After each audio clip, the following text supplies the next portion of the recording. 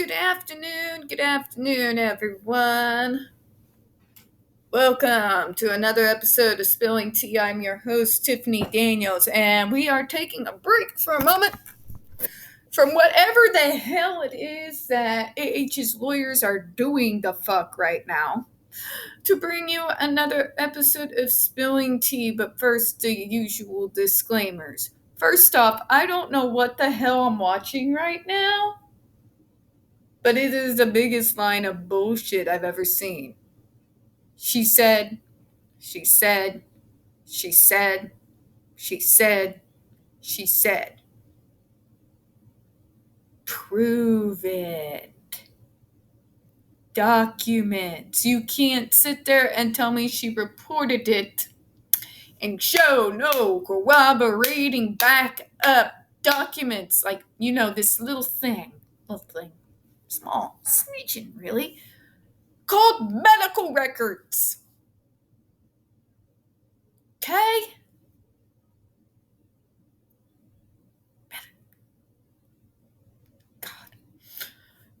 It's like I open my mouth and I can hear my mother just coming out of me right now. Just my level of frustration.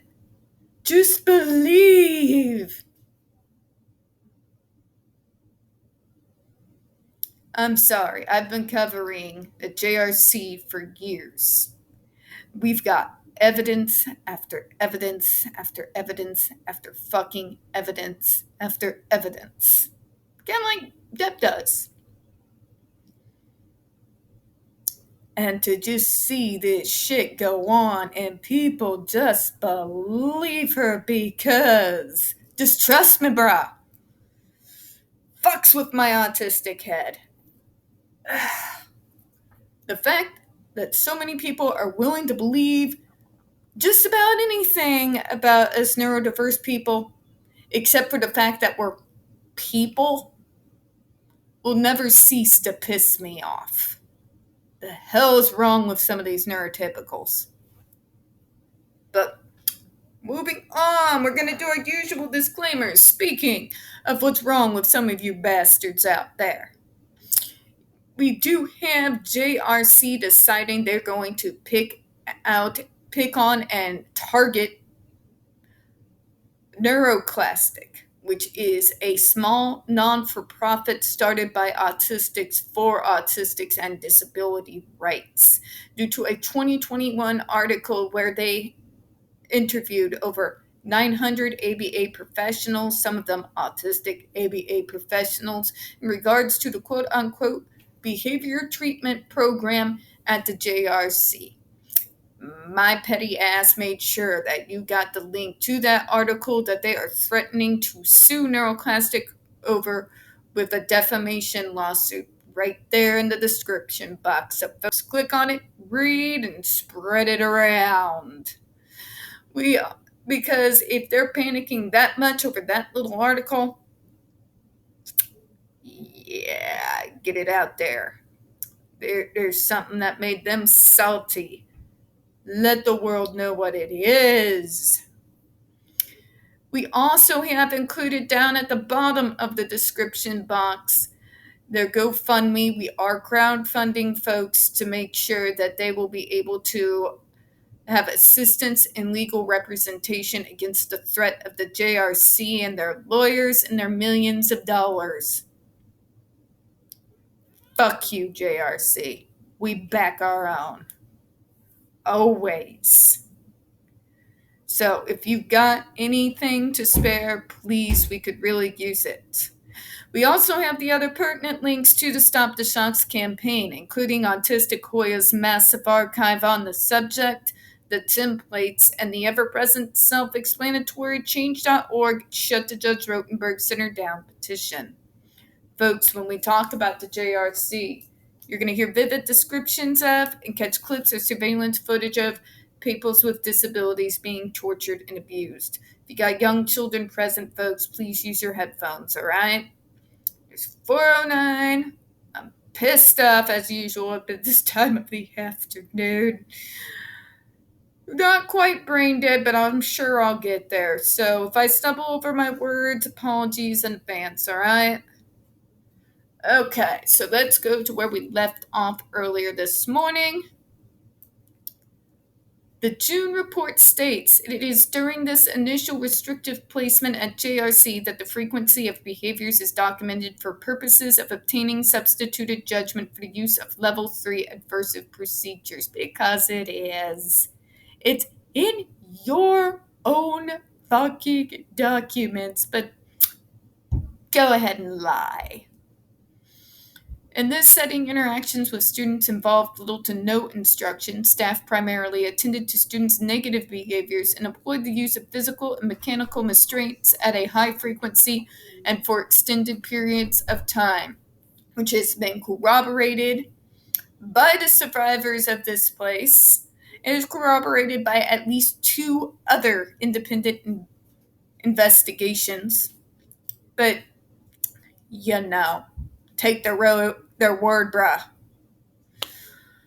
This statement is false and a perfect example of how the reviewers intentionally created a negative report by refusing to ask JRC staff and administrators any questions and basing conclusions on their cursory and slanted observations in their brief visit to the JRC. Oh, of course, everybody's against the poor multi-million-dollar JRC. Should we get the world's smallest violin for him, folks? Maybe credits here. Poor misunderstood place. They just want to shock the autism out of people. They're not monsters. Fuck me. God damn, we have video evidence. Oh, but everybody's lying and they're so misunderstood.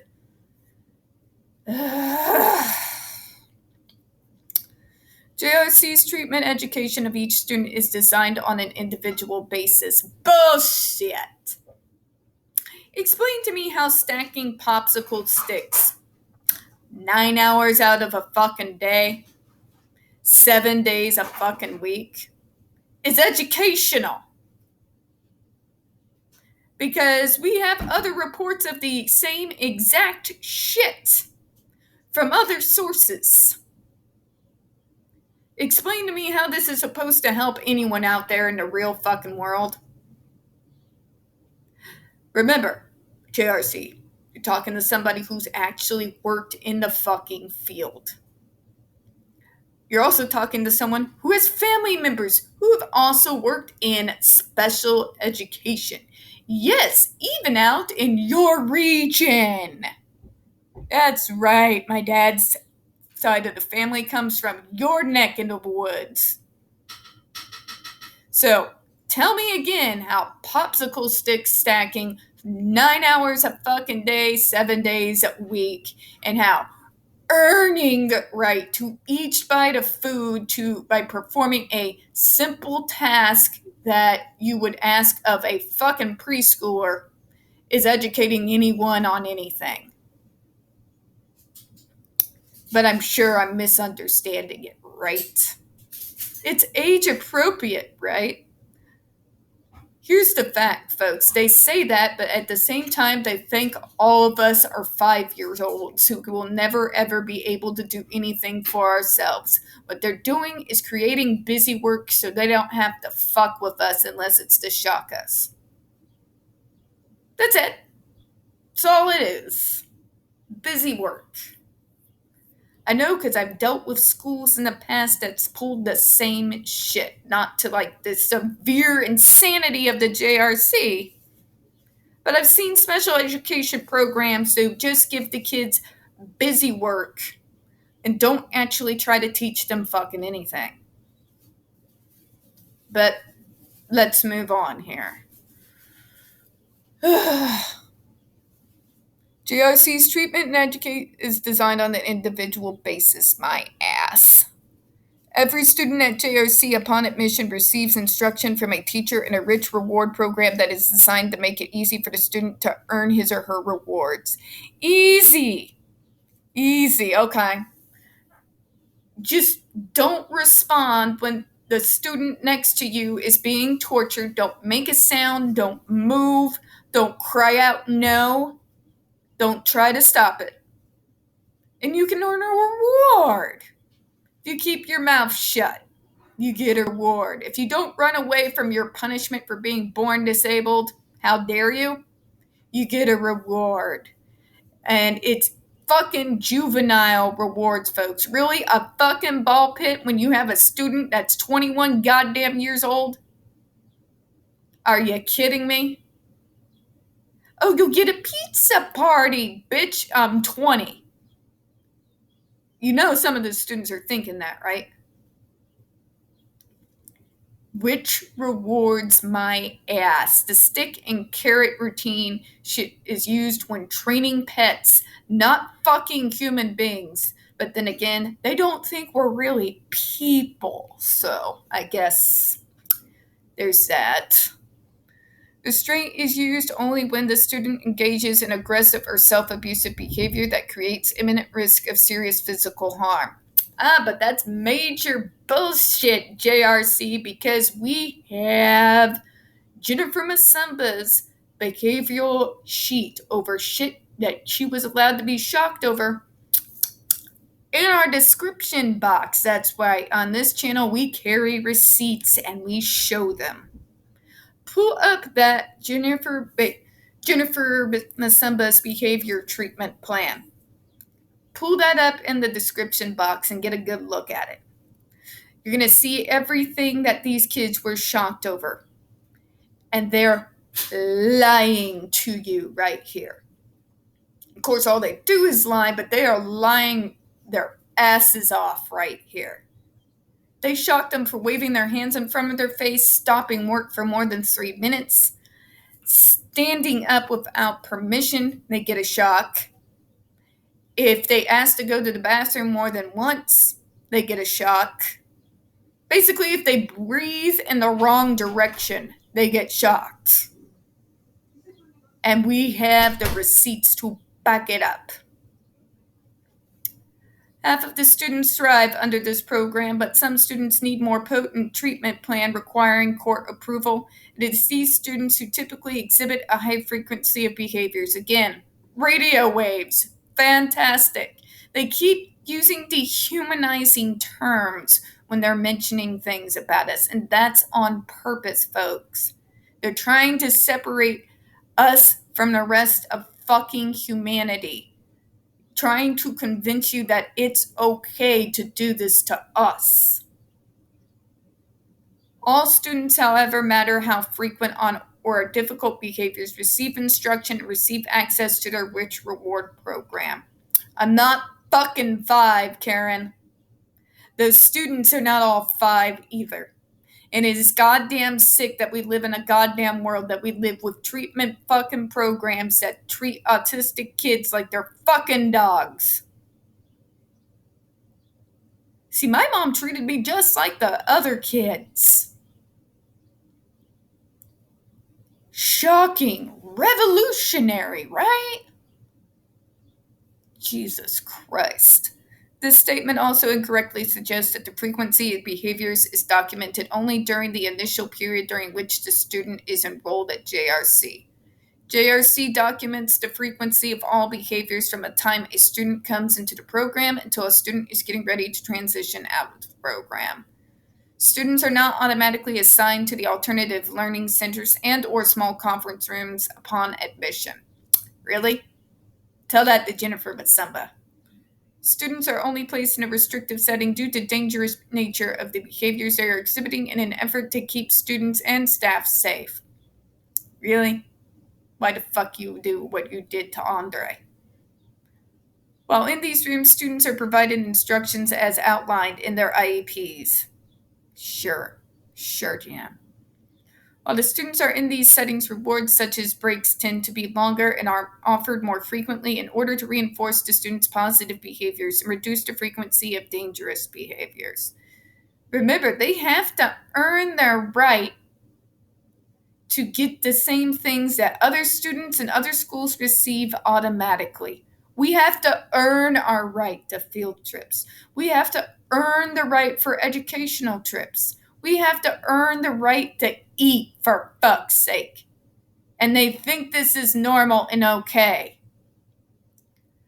Learning centers or small conference rooms is imposed only in response to a direct threat to the safety of the student or others in the room.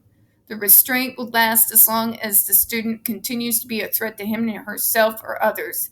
As soon as the student no longer poses a threat to anyone's safety, they are released from the restraint, which we all know is complete garbage, bullshit. But I'm going to end on that note. That is a whole lot of lies. And every single lie that I just read can be refuted with evidence and receipts right there in the description box. So please pull up Jennifer Masumber's behavioral sheet for me.